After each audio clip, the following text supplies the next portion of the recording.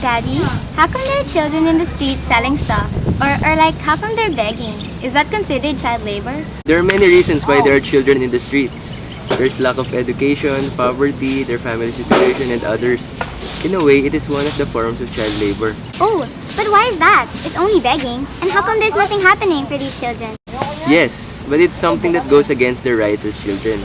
You can know more about child labor and the possible things the president can do through a documentary. Here, I will show you a documentary that shows a psychologist and a superhero, Zorro, doing research and study on what the president should do to address child labor.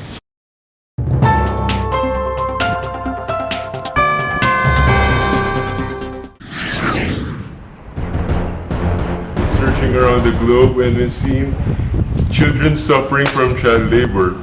But what really is child labor? According to research, Child labor is work that harms children or keeps them from attending school. And when people make children work to the point that it goes against the rights of children, such as their rights to play, to become educated, and others, we see it in both daily duties or work as well as the extreme child labor cases.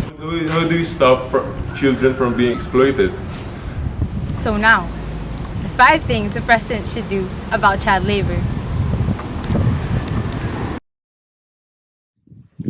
So the first thing the president should do is to be able to provide for the children the right to education.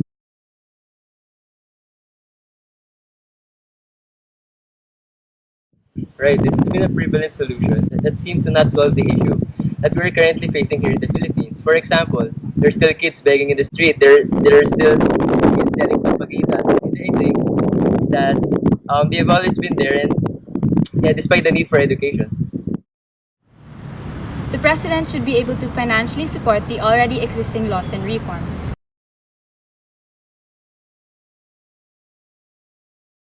To solve child labor, it's not the problem of not having laws and reforms. It's the problem of having to execute them properly and to be able to have them efficiently working to stop child labor. And according to the 2014 findings of DOL, Yeah, Department of Labor. the Department of Labor, they have laws and reforms that are made to eliminate child labor, and despite having these laws and reforms, they are unable to execute their plans of action because Oh, did you know that the agricultural sector comprises the most number of cases of child labor?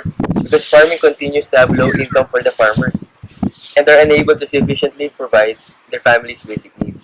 So given that, the president can implement land reforms and plan how to increase the farmers' income or the farmers' profits so the children aren't compelled to do work through farming. Two is to create and sustain programs that will help eliminate child labor.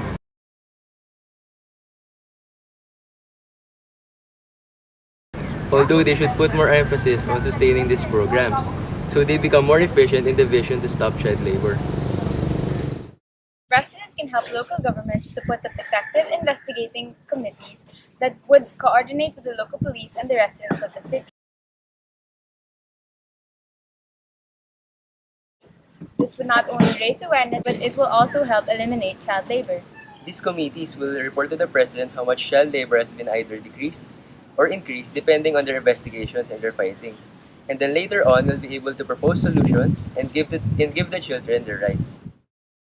Oh wait, there's more. The president should provide jobs for the parents who don't have the means to provide for their children who resort to child labor.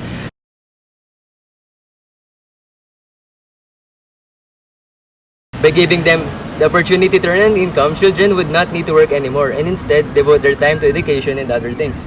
Also, the president can provide them small-scale businesses or give them opportunities to start a family business, even if it's just a small family business, so that they are able to find a place where they can start to make their progress.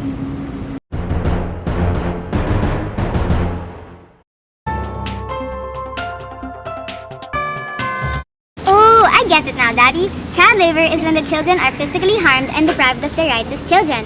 Also, the study shows the different things the president can do about child labor. Yeah, these are Get the right education, allocate a portion of the government's funds to laws and reforms, create and sustain programs that tackle child labor, Put up effective investigating committees. and finally, provide jobs. Thank you. Because of this documentary, I was able to understand more completely what child labor is.